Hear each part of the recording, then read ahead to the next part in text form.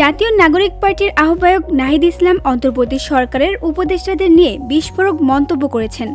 সম্প্রতি এক বেসরকারি টেলিভিশনকে দেওয়া সাক্ষাৎকারে তিনি বলেন, যারা উপদেষ্টা হয়েছেন তাদের অনেককেই আমরা বিশ্বাস করেছিলাম, যা ভুল প্রমাণিত হয়েছে।